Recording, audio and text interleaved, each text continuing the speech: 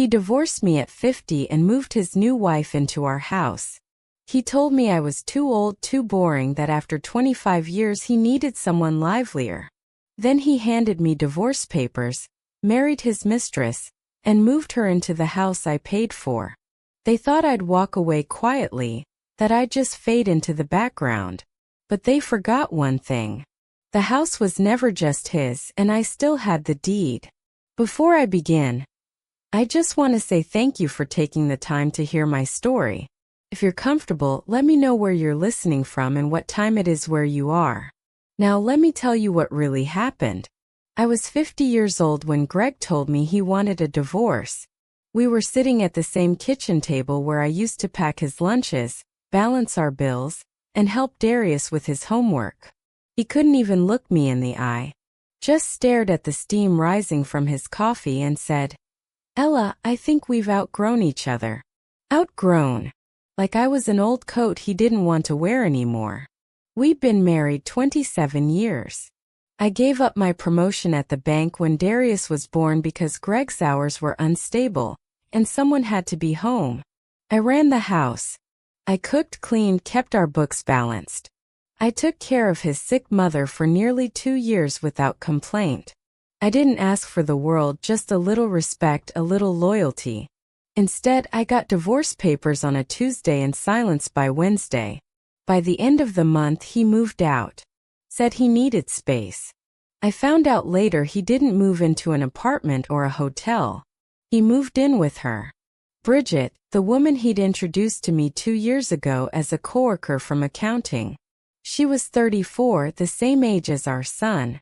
Greg didn't even have the decency to keep it quiet. Within weeks, they were posting vacation photos, smiling on beaches, drinking wine in Napa.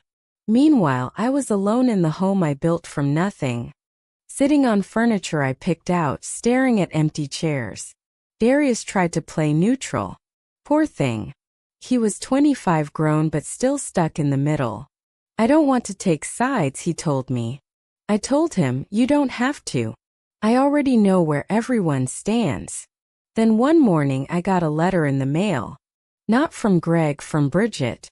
It was printed on pink stationery like some baby shower invitation read, "Dear Elaine, please schedule a time to collect the rest of your belongings. Greg and I are settling in, and we'd prefer to start this new chapter without interruptions. Mornings are best. Hi. Bridget Foster." Bridget Foster. She took my name, moved into my house, had the gall to call me an interruption. I sat at that table again, and stared at the letter for a long time. My tea had gone cold, but I hadn't even noticed. My hands were trembling, not from sadness, from rage. That house was mine. We bought it together, but I was the one who found it. The one who put down the down payment after working double shifts at the bank. My name was still on the mortgage. Greg never refinanced. He said it was too much of a hassle. Well, that hassle was about to become a problem.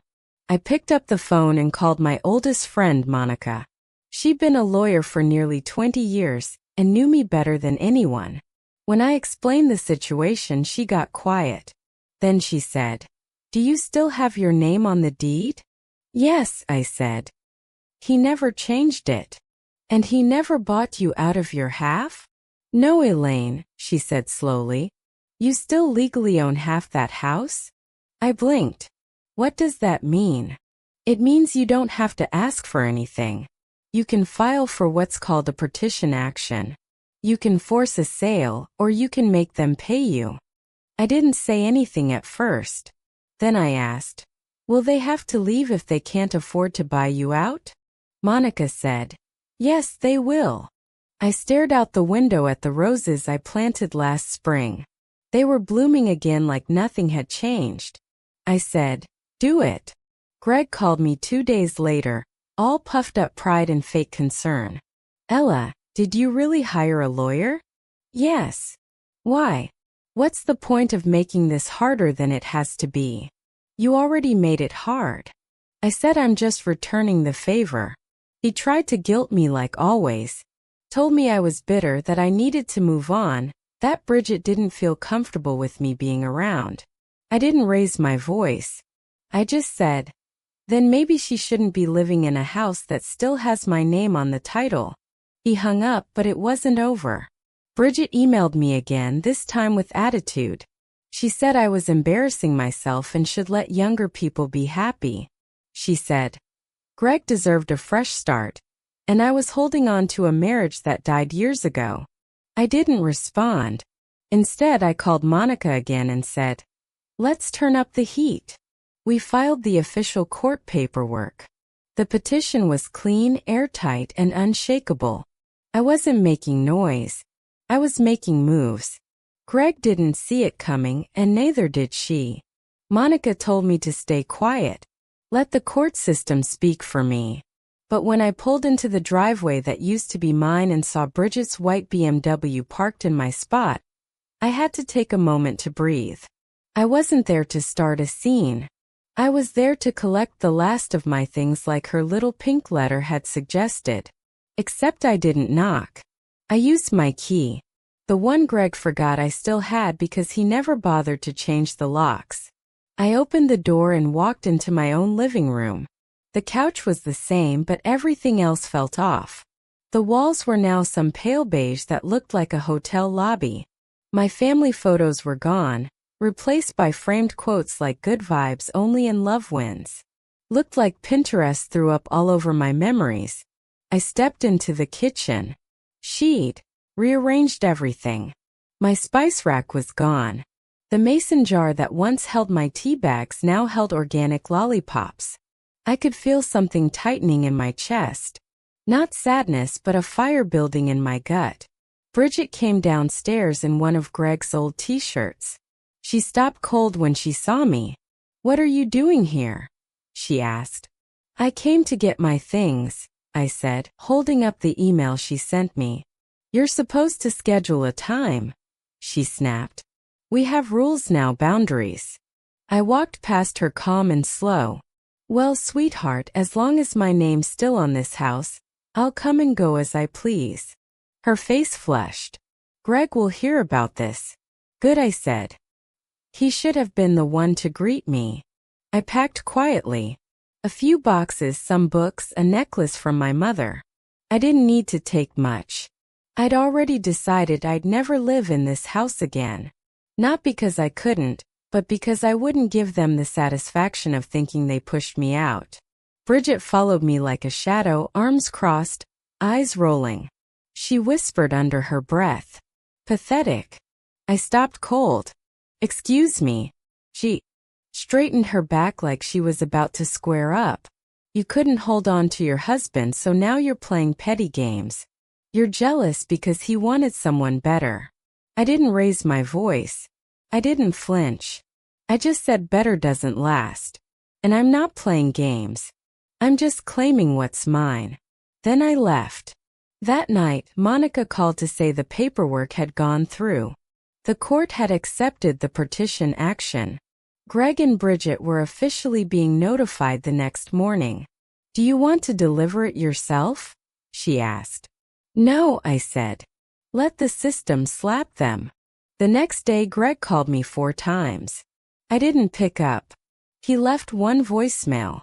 "Ella, what are you doing? This is insane. You're forcing us to sell the house after everything I've done for you."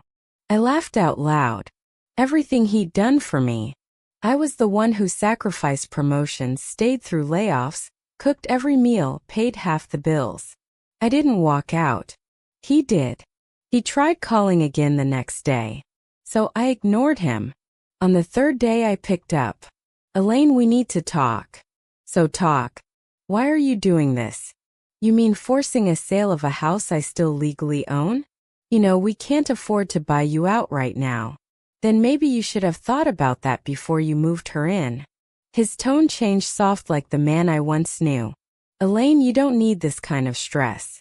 "No, I said you don't. But you brought it on yourself." Then I hung up. 2 days later, Bridget called. Not texted. Called. She was crying. "You're ruining us." She sniffled. "You're humiliating us. Please, Elaine, be a woman about this." I paused. Being a woman means knowing your worth. And I'm done shrinking for either of you. Then I blocked her. From that point forward, I didn't say a word. I let Monica do the talking and the paperwork do the cutting. Greg and Bridget hired a lawyer, tried to challenge the partition. It didn't work. The judge looked at the deed, the mortgage, and said the magic words. Miss Foster remains a legal co-owner. Unless the parties agree to a private buyout, the property must be sold. Monica smiled at me in court. I didn't smile back. I was still watching, still waiting. Revenge wasn't complete yet. They still had keys. They still had a kitchen. They still had heat. But no, they also had a deadline. 60 days to either buy me out or get out. And I already knew they couldn't do either. Bridget wasn't working. Greg's salary hadn't changed. And now they had legal fees on top of mortgage payments. I walked past the house one morning and saw a for sale by owner sign on the lawn. They were trying to handle it themselves. Avoid agent fees, maybe rush a sale, but the market was tough and karma doesn't play favorites. I sat down at my kitchen table, my new one in my small but peaceful rental, and lit a candle. Not for them, for me. Because this wasn't about destruction.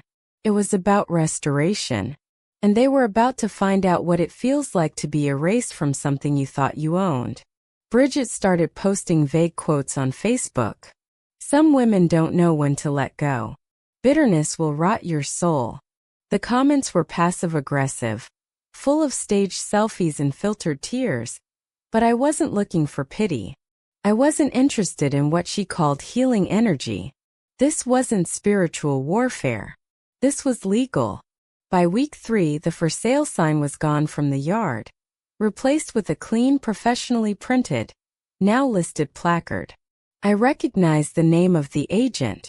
Monica had made a few calls. We weren't letting them go cheap. If they were going to sell the house, it had to be at fair market value. No shady under-the-table transfer. No backdoor deal to Bridget's. Called the listing agent in tears, asking if she could delay visits until they found a new place.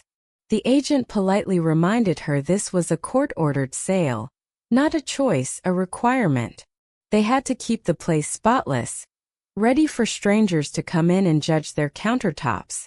I heard through Darius that Greg was sleeping on the couch some nights, that he and Bridget were fighting constantly, that he told her, "This is what happens when you poke a bear."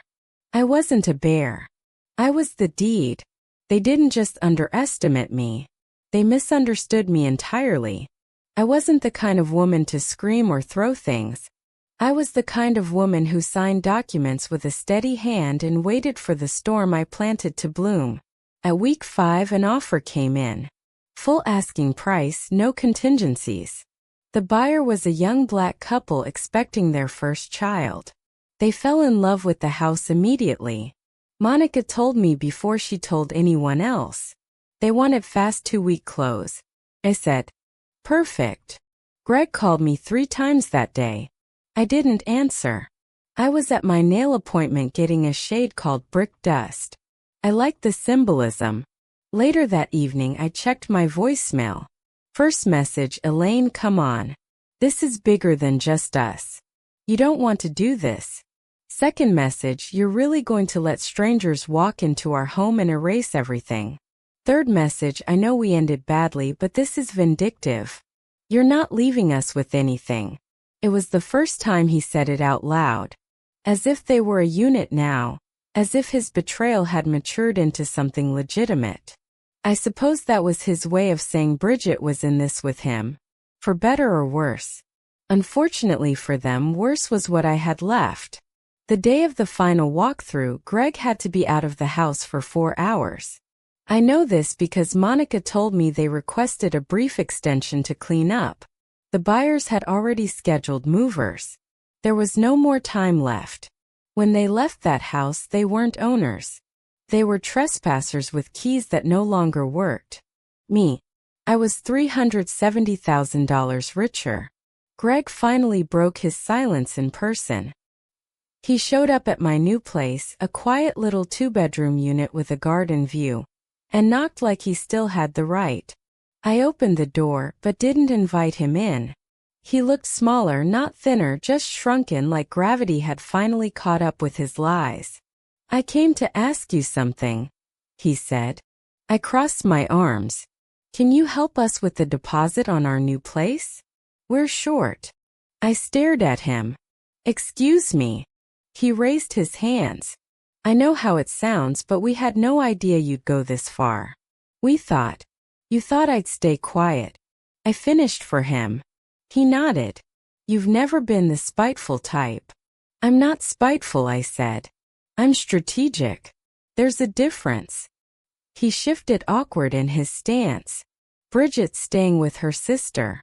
I'm at a hotel in River Park. I didn't think it would end like this." "You ended it," reminded him. "You made your choices. You moved her into my house before the ink on our divorce was dry." He had the nerve to look hurt. "We were in love.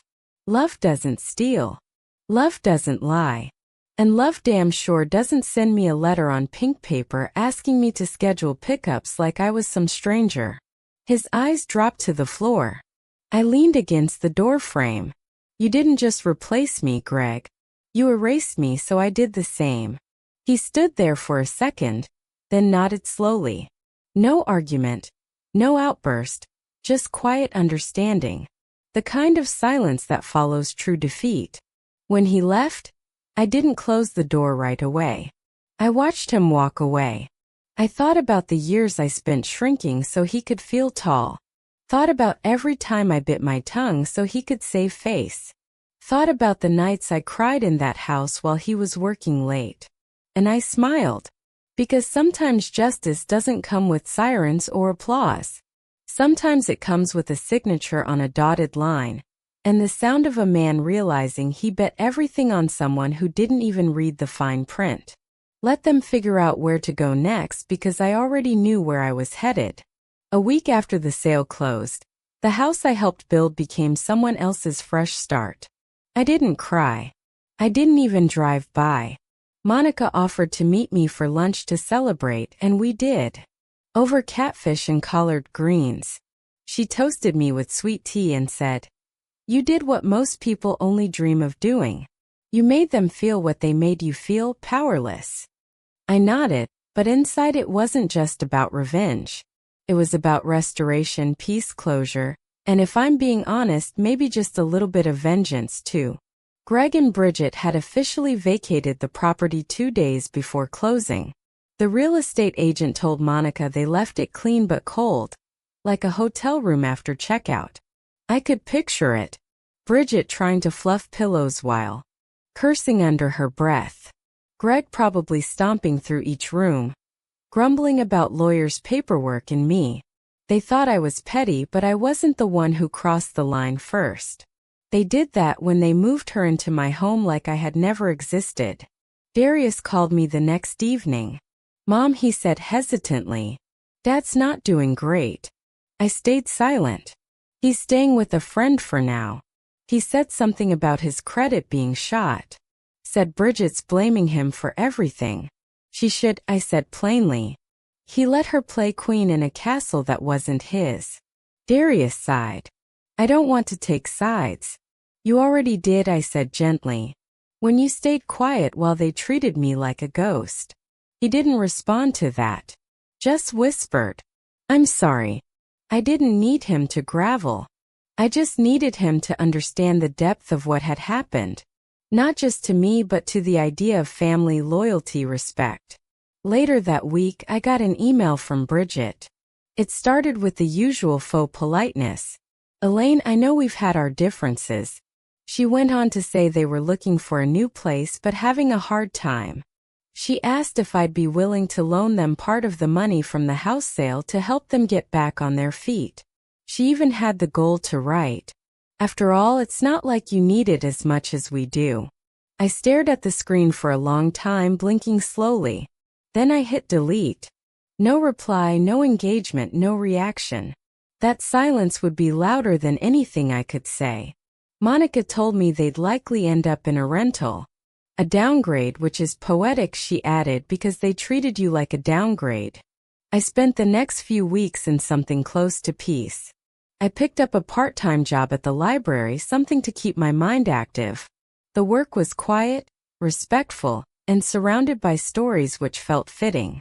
I had my own small place now, nothing fancy, but it was mine, fully mine. No shared deed. No waiting on approval.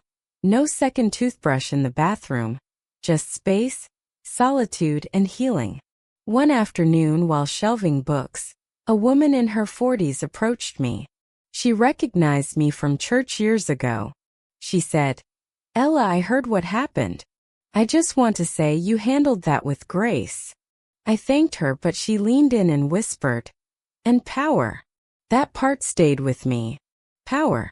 I never thought of myself that way before, but I suppose it takes a certain kind of strength to lose everything and build something better in its place. Quietly, intentionally, without begging for permission or validation.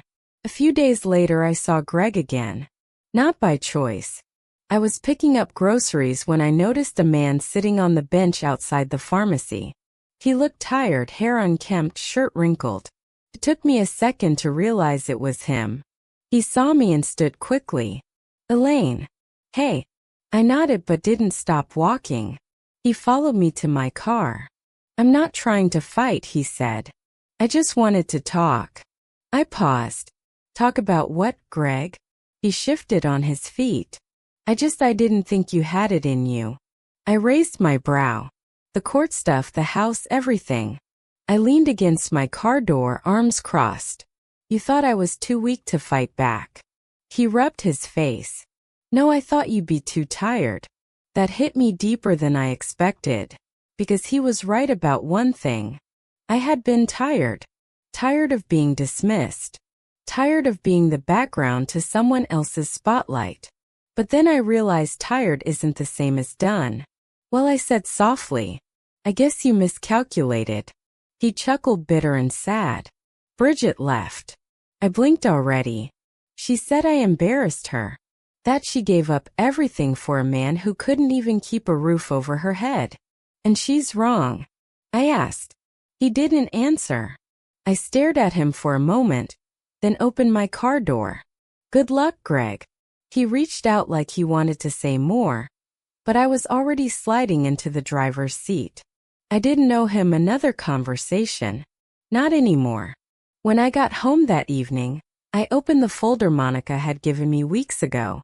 It had all the paperwork from the sale, the deed transfer, the final payout statement, and something extra. A handwritten note from Monica that said, "You didn't just cash out, you cashed in on your piece." I folded the note and tucked it into my drawer. And then I made myself a glass of wine, lit a candle, and turned on the radio. For the first time in years, I didn't feel like I was waiting for something or mourning something or holding on to something. I was just living. And the silence around me wasn't loneliness anymore. It was freedom. About 2 months after I saw Greg outside that pharmacy, I got a letter in the mail. No return address, but I recognized the handwriting right away. Slanted, rushed, and looped. Just like the way Bridget signed her name on the pink stationery she used to send me that ridiculous message months ago. The one telling me to schedule a pickup. I opened the envelope with steady hands, already knowing it wouldn't be an apology. And I was right. Bridget wasn't the apologizing type. It was a guilt trip on paper. A whimper dressed up in passive aggression. One of those "you win but look what you've done" letters. She said I'd ruined 2 lives and shattered a future like I hadn't simply taken back what was already mine. Near the bottom she scribbled, "Hope it was worth it." I folded the letter neatly and slid it under the nearest coaster on my dining table. I didn't tear it up. I didn't burn it. I didn't even cuss under my breath because it was worth it.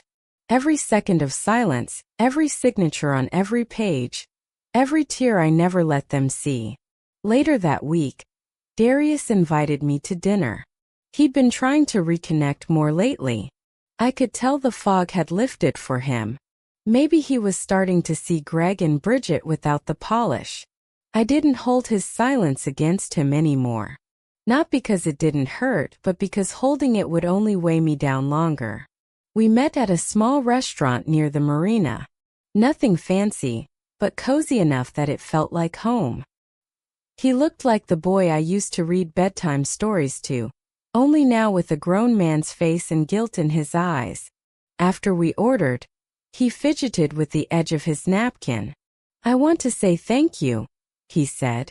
"For what?" "For not letting him get away with it." I stared at him for a second, not because I was surprised, but because it felt so long overdue. "I didn't know how to stop him," he admitted. "But you did. You didn't just lose a husband. You lost your dignity in that marriage. And then you turned around and took it back on your terms." I wanted to cry.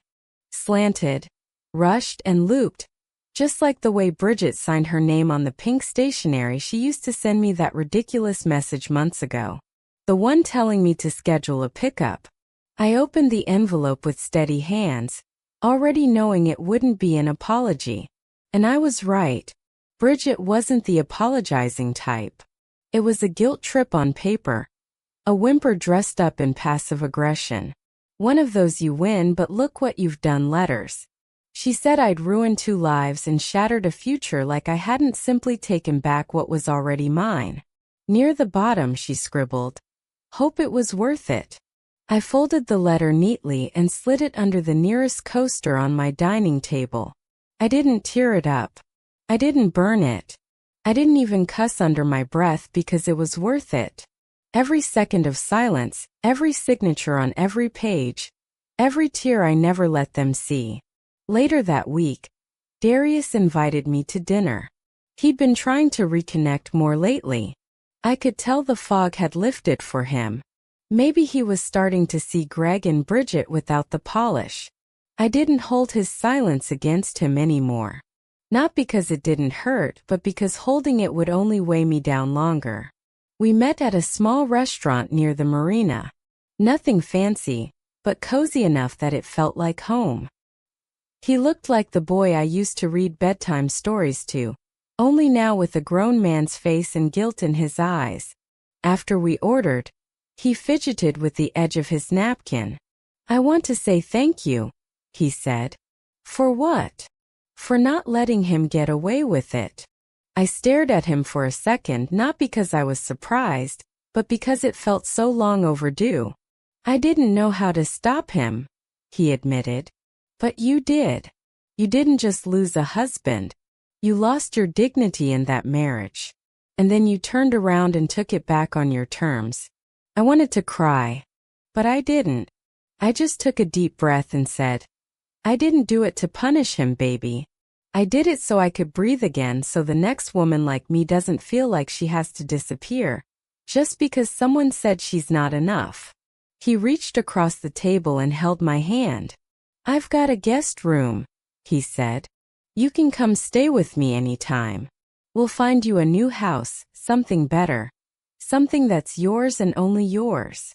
I smiled, but I shook my head. "I already have something better," I said. "Peace." A week later, I found myself walking into a women's seminar at the community center. Monica had signed me up as a speaker without asking. "Typical Monica, just talk about your story," she said. "You'd be surprised how many women need to hear it." I didn't want to at first. I wasn't some polished keynote speaker. I was just a woman who'd survived humiliation and betrayal. But when I looked around that room at the tired eyes, the tightly folded arms, the weary smiles, I saw myself. Not the polished version. Not the woman sitting there with clean paperwork and peace. Oh, I saw the Elaine who used to cry into her pillow when no one was watching. The Elaine who used to think staying silent was the same thing as staying strong. So I stood up and I told them everything. Not just about Greg or Bridget or the lawsuit. I told them about the nights I spent eating dinner alone in the house I paid for. About the way people looked at me like I was the ex-wife who couldn't move on. About the way silence can become its own prison when no one listens anymore. And then I told them how I got free. Not through rage. Not through begging. Not through violence or drama, but through knowing the power of timing, the strength of strategy, and the value of a signature on the right piece of paper. When I finished, one woman hugged me with tears in her eyes and whispered, "You reminded me that it's not too late. It's never too late." That night I went home and pulled out a fresh journal, not the one I'd used to write heartbreak letters to myself years ago, a brand new one, untouched. And on the first page I wrote, "This is not a second chapter. This is a whole new book." The next morning Monica called with an update. The couple who bought my old home had fully moved in. They were a young Black couple expecting their first child in the spring. They painted the back office into a nursery and turned my old garden into a vegetable patch. They said it finally feels like a home, she told me. That made me smile for the first time in days. That house deserved love. It deserved laughter again. It deserved warmth that wasn't forced. As for Greg, last I heard he was renting a condo in a strip mall complex, rooming with some guy who charged him for using the washer and dryer. Bridget, she ghosted from social media. Some say she moved back to Ohio. Others say she works part-time retail and tells people she used to live in a big house. I don't really care because the day they decided I was expendable, when they moved her into my home and treated me like a footnote, they handed me the match. All I did was strike it. Now I sit in a kitchen that's entirely mine. There's no echo of anyone else's footsteps. Just me, my mug of tea, and the hum of a life I built from the ashes. The mug I'm holding says, "Unbothered and paid." It was a gift from Monica, and it makes me laugh every time I sip from it. I don't think about what I lost anymore. I think about what I reclaimed, my dignity, my voice, my damn name. And the best part, I did it all without ever raising my voice. Because silence isn't surrender. Sometimes it's a warning. And sometimes it's the beginning of war. Some people think the story ends once you've won. Once you've served the papers, closed the sale, and watched the people who disrespected you pack boxes and vanish. They think that's the finish line. Revenge complete. Peace restored, curtain closed. But life keeps going. And sometimes the most powerful part of your story begins after everyone assumes you've faded. That was me. After Greg and Bridget disappeared from my life, one to a rental complex with thin walls, the other to obscurity in a town that didn't know her name, I didn't throw a party. I didn't strut around like a queen. I simply exhaled. It was the kind of breath you don't realize you've been holding until your lungs ache from relief. I took that money from the house sale, over $370,000 after fees and taxes. And I didn't splurge. I didn't buy a sports car or fly to Bali.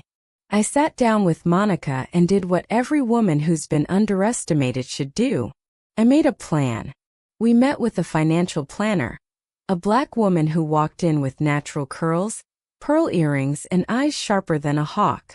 She looked over my documents, asked the right questions, and said, "Let's make sure this money outlives the betrayal." I smiled. That's exactly what I wanted. I invested half. Bought a small but modern condo in my name only. No cosigners, no shared anything. Everything from the light switch to the mailbox belonged to me. I disappeared. Not in the dramatic sense. Not in the fake my own death sense. I mean socially, emotionally, digitally. I deactivated my social media accounts.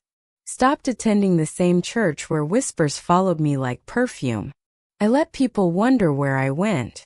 Let them guess whether I'd lost it or moved on. I moved. All right. 2 states away. A quiet town in northern New Mexico. Far from the chaos, far from the memories, far from anyone who would ever introduce me as Greg's ex-wife. Out here, people know me as Miss Foster, the woman who volunteers at the animal shelter, who bakes too much banana bread, who plants marigolds and sings old gospel songs on her porch. No one here knows that I once cried myself to sleep in a house that was legally mine but emotionally stolen. No one knows that my silence once fed someone else's ego. And I like it that way. Every now and then I get emails from old acquaintances. People who used to pity me now suddenly want to check in. Sometimes it's women going through something similar asking if I have advice. Sometimes it's gossip disguised as concern. And once it was Greg. He wrote me a short email last fall. The subject line said simply, "I'm sorry. I didn't even open it. Deleted it on site because sometimes silence is the final answer. The kind of silence that closes doors permanently." But I didn't stop there. One day I sat on my patio looking over my new garden, and I realized I wasn't done planting. Not just flowers, but something bigger, something lasting. So I took a portion of the sale money, $50,000, and donated it to a local women's legal fund. Anonymous, no plaque, no announcement, just a wire transfer and a note that said, "For the women who don't yet know they're allowed to fight back." The fund director later wrote in their newsletter that the donation helped 3 women escape abusive marriages. And 2 of them used it to file lawsuits that changed their lives. That's what real legacy looks like. Not just surviving the storm, but lighting a torch for the women still stuck in the dark. I don't tell people everything. They don't know the details. They don't know about the pink stationery or the court hearing or how Greg looked when he realized I wasn't bluffing. But sometimes I sit at my kitchen table, sunlight pouring in, a fresh cup of tea in hand, and I write it all down. Not for them. For me, to remind myself of who I was when I walked through fire and came out clean. You see, Greg didn't just lose a wife. He lost access to my loyalty, my softness, my silence. Bridget didn't just lose a house. She lost the illusion that she could build happiness on someone else's ashes and not get burned. They both learned a lesson most people never see coming. Never assume the quiet ones are weak. Never assume the polite ones don't know how to destroy you legally. Never assume the woman you wronged has nothing left to lose. Because sometimes she's just waiting for the right moment. And when that moment comes, she won't yell. She won't cry. She won't even look back. She'll cash out. And you'll be left homeless. Not just without a roof, but without peace. So now when I sip from my mug that says unbothered and paid, I do it slowly because I've earned every ounce of this peace. And I want it to last a lifetime. My name is Elaine Foster. I was divorced, discarded, and disrespected. And then I reminded them legally, financially, spiritually who they were dealing with. They bet against the wrong woman. And no, I sleep well. I laugh often. And I never answer blocked calls. That's not revenge. That's recovery. It takes a lot of hard work to make these videos, so if you liked it, please don't forget to like and subscribe. Thank you.